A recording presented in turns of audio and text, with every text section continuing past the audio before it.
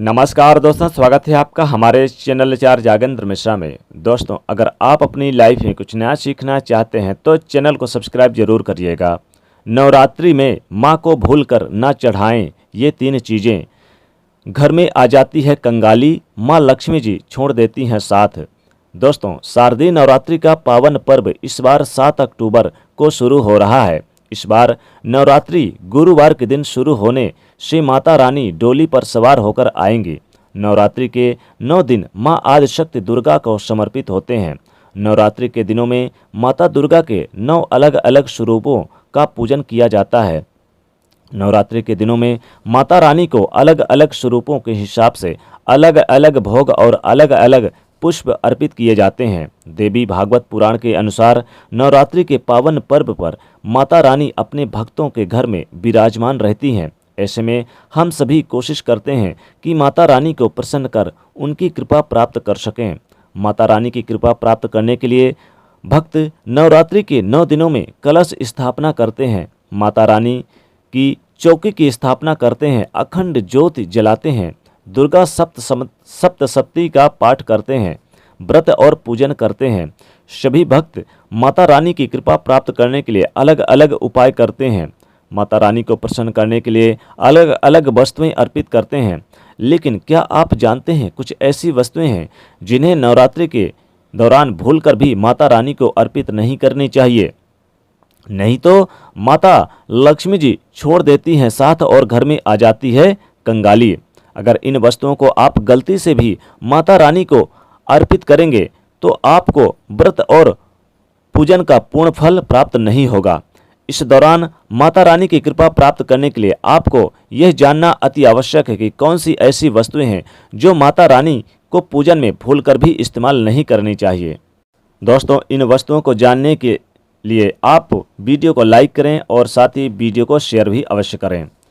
तो आइए जान लेते हैं दोस्तों, कौन सी ऐसी वस्तुएं हैं वो 3 चीज़ें जिन्हें माता रानी को, माता दुर्गा को यानी आप भूलकर भी अर्पित ना करें, ताकि आपके ऊपर माता लक्ष्मी की कृपा हमेशा बनी रहे। दोस्तों, सबसे पहली वस्तु है नारियल। हिंदू धर्म में नारियल को समृद्धि, धन और शुभता और सम्मान का सूचक माना जाता है। नारियल को श्रीफल भी कहते हैं। नारियल को श्रीफल भी कहा जाता है। नारियल को सुख समृद्धि में वृद्धि करने वाली भी कहा जाता है। नारियल का हर मांगलिक कार्यक्रम में महत्व काफ़ी ज़्यादा माना जाता है। जैसा कि आप सभी जानते हैं कि माता रानी के कई मंत्रों में नारियल से बलि भी दी जाती है और माता के पूजन में नारियल का इस्तेमाल हम सभी करते हैं। खासकर कलश की स्थापना, घट की स्थापना नारियल रखकर की जाती है।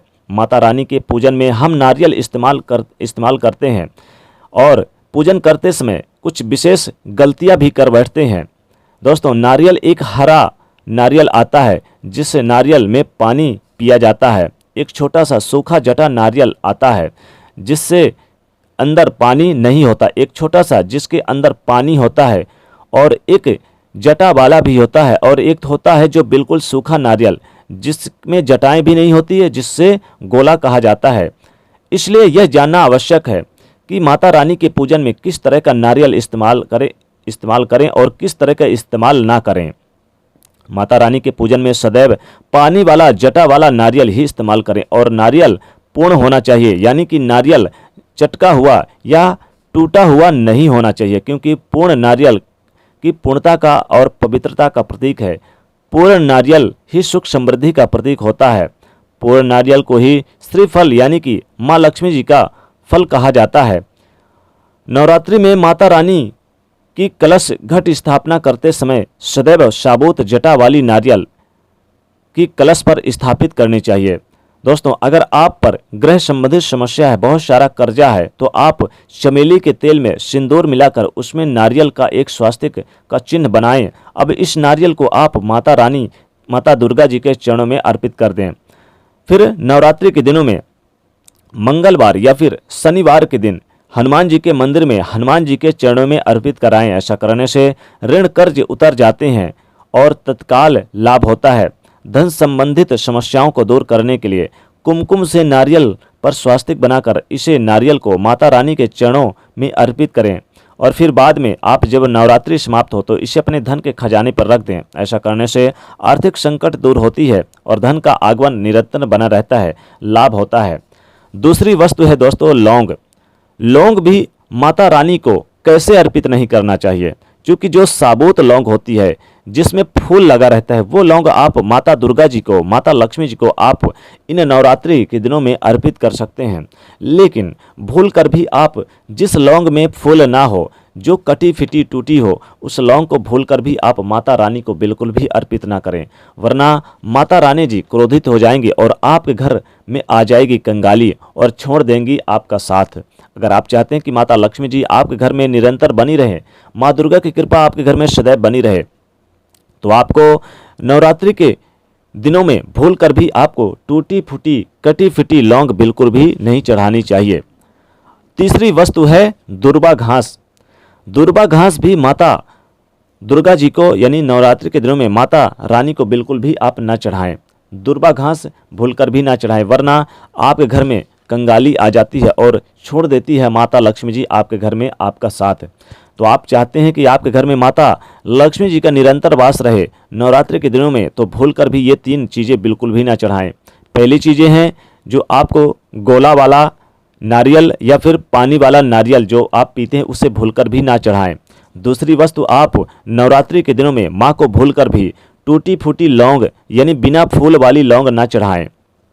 और तीसरी चीज़ है दुर्वा घास। दुर्वा घास भी आप बिल्कुल भी अर्पित ना करें। नवरात्रि के दिनों में शुद्ध यानी सात्विक रहें, शुद्ध सात्विक। आप अगर आप व्रत नहीं भी रखते तो शुद्ध सात्विक भोजन ग्रहण करें। कोशिश करें माता को जरूर चुनरी अर्पित करें। माता जी को आप यानी कि अपनी मनोकामना पूर्ण करने के लिए आप इलायची अर्पित करें, सुपारी अर्पित करें, और आप उन्हें चुनरी में अगर इलायची और शुद्ध साबुत लौंग यानी जो फूल वाली लौंग है और सुपारी अर्पित करें तो अतिशीघ्र आपकी मनोकामना पूर्ण हो जाती है। और माता रानी के ओम दुम दुर्गाय नमः मंत्र का जाप करें तो अतिशीघ्र आपकी मनोकामना पूर्ण होती है नवरात्रि के दिनों में। तो नवरात्रि के दिनों में भूलकर ये 3 चीज़ें बिल्कुल न चढ़ाएं, यानी कि पानी वाला नारियल, गोला वाला और टूटी फूटी लौंग, और तीसरी वस्तु है घास। इन चीज़ों का विशेष रूप से ध्यान रखें ताकि माता लक्ष्मी जी का साथ और माता दुर्गा जी का कृपा आपके घर में सदैव बनी रहे और नवरात्रि के दिनों में आप ज़्यादा से ज़्यादा लाभ उठा पाएँ और माता जी का आशीर्वाद प्राप्त कर सकें। तो दोस्तों, वीडियो को लाइक ज़रूर करिएगा, दोस्तों के बीच शेयर कर दीजिएगा, और यदि पहली बार आए हैं चैनल पर तो इस चैनल को सब्सक्राइब करके बेल आइकन को प्रेस कर दीजिएगा। जय माँ दुर्गे, जय माँ लक्ष्मी।